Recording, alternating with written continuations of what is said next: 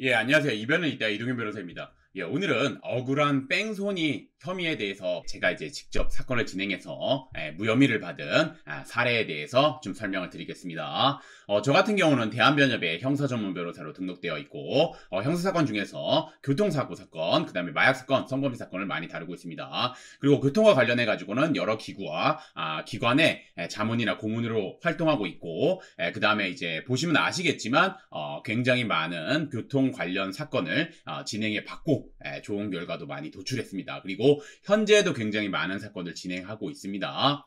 그래서 교통 관련해 가지고는 전문 변호사라고 보시면 됩니다. 회사원 A씨는 프로젝트로 인해서 며칠 밤을 새운 뒤 차량을 운전해 퇴근을 하였습니다. A씨는 평소와 같이 음악을 크게 켜놓은 상태에서 운전을 하게 되었습니다. A씨는 너무 피곤하니까 집에 빨리 가기 위해서 차선을 좀 여러 차례 변경하면서 왔다 갔다 했습니다. 그로부터 며칠 뒤 A씨는 수사기관으로부터 뺑소니 혐의로 조사를 받으러 나오라는 연락을 받게 되었습니다.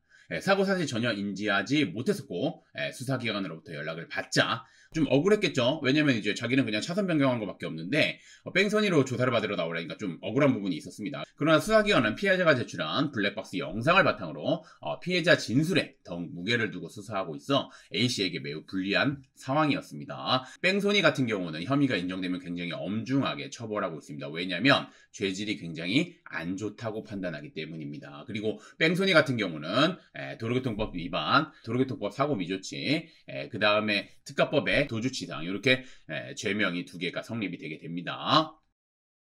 저는 이 사건 수임한 다음에 당연히 꼼꼼하게 관련된 자료 검토했죠. 그 다음에 이제 블랙박스 영상도 꼼꼼하게 검토했고 수사기관에 가가지고 블랙박스 영상 다시 한번 확인했습니다.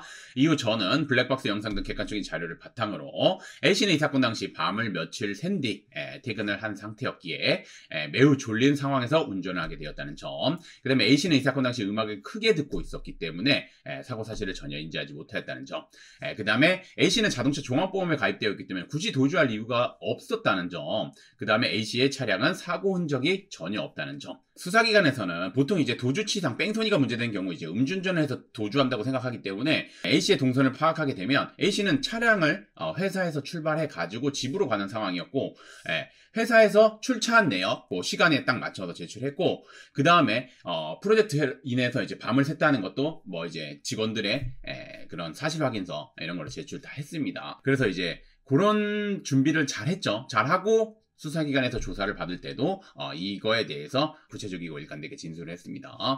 그래서 뭐 경찰은 혐의 없음 불송치 결정을 내렸고, 이에 대해서 이제 피해자라고 하는 분이 이제 이의 신청을 했는데, 뭐 결국은 이제 검사의 혐의 없음 불기소 처분을 받았던 사안입니다.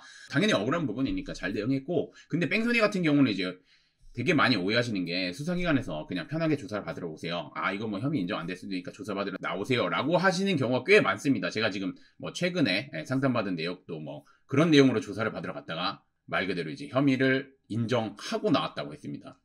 수사기관은 최대한 혐의를 인정시키려고 합니다. 그리고 이제 자기네들이 편한 좀 진술을 받기를 원하기 때문에 당연히 편한 대로 하려고 하는 거는 혐의를 인정하는 거겠죠.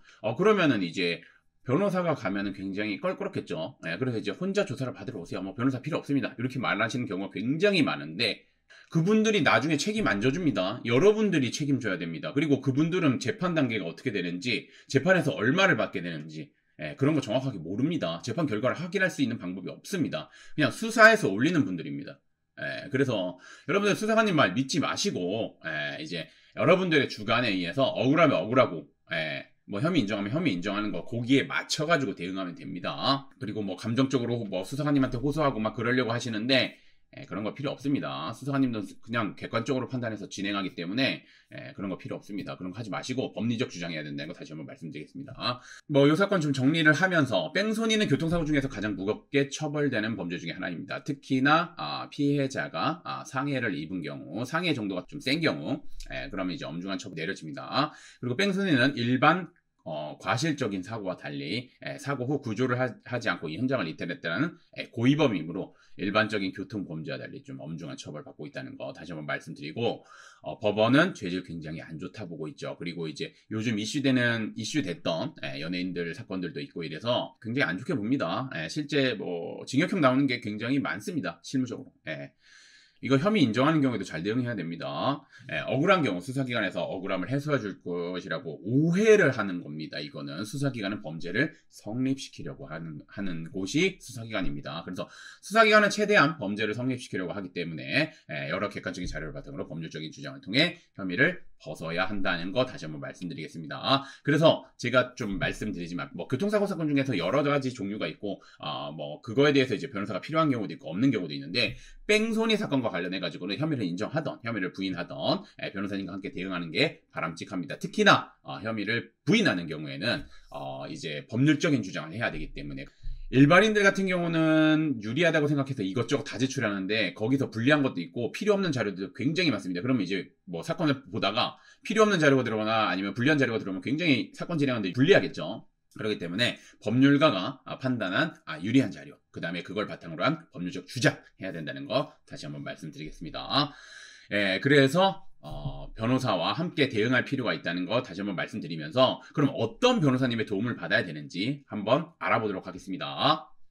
좀 당황해가지고 어떻게 대응해야 될지 고민하다가 뭐 인터넷 보통 이제 많이 검색하시죠. 인터넷 검색하시다가 이제 광고가 굉장히 많이 올라온 법무법인이나 뭐 아니면 법률사무소들이 있을 겁니다. 근데 그런 경우 이제 뭐 제가 보면은 뭐 클릭해서 정보를 확인하거나 변호사님 상담 받아도 상관없는데 그거는 꼭 확인하셔야 됩니다. 상담하시는 변호사님이랑 사건 진행하시는 변호사님이랑 동일한 변호사님이신지 꼭 확인하셔야 되고, 그 다음에 일부 로펌이나 법률사무소 같은 경우는 이제 그 뭐 정관이 있다, 뭐 무슨 이제 판사 출신이 있다, 뭐 검사 출신이 있다 이렇게 얘기를 하면서 굉장히 비합리적인 선임료를 요구하며 이제 뭐 확답을 하는 경우가 있습니다. 이거 집행유예 받아들이겠습니다. 이거 기소유예 받아들이겠습니다. 무죄를 받아들이겠습니다. 네, 솔직히 말씀드리면 그런 로펌은 선임하시면 안 됩니다. 결과를 확답하는 것 자체가 저는 뭐 말도 안 된다고 생각하고, 저도 이제 변호사 경력이 꽤 많이 되고, 저는 뭐 나중에 이제 그 검색해서 찾아보시면 아시겠지만 저는 로스쿨 학생들을 대상으로 형사소송법과 해법을 가르치는 그 정도로 이제 형사소송법과 관련해가지고 굉장히 해박한 지식도 가지고 있습니다. 제가 말씀드리기엔 좀 그렇지만, 하지만 그런 지식을 가지고 있는 저도 클라이언트 분들한테 이렇게 방향으로 진행을 했으면 좋겠다, 다만 확답은 못 드린다, 하지만 제가 말씀드리는 건 최선을 다하겠다, 이렇게 말씀드립니다. 그게 맞습니다.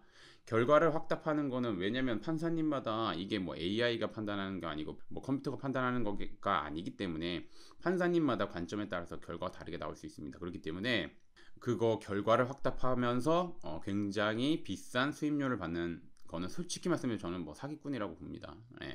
그리고 정관이나 뭐 이런 거를 내세워 가지고 뭘 하는데, 뭐 여러분 요즘 세상 보시면 아시겠지만 굉장히 투명합니다. 뭐 정관을 내세워서 뭐 검사랑 미팅을 하면서 해서 뭐 기소유예를 해주겠다, 그런 일 없습니다. 그리고 판사가 뭐 동기다, 네, 그 판사님 잘립니다. 그러니까 이제 그런 거 믿지 마시고 여러분들 그냥 제일 중요한 거는 뭐냐면 여러분 사건을 최선을 다해서 해주실 변호사님 찾는 게 맞습니다. 그런 거에 현혹돼 가지고 돈은 돈대로 쓰고 사건은 사건대로 진행 안 되는 경우가 많습니다. 그런 사무실을 이제 수임을 하셨다가 사임을 하는 경우에도 뭐 수임료도 못 들어받고 저한테 오시는 경우 되게 많습니다.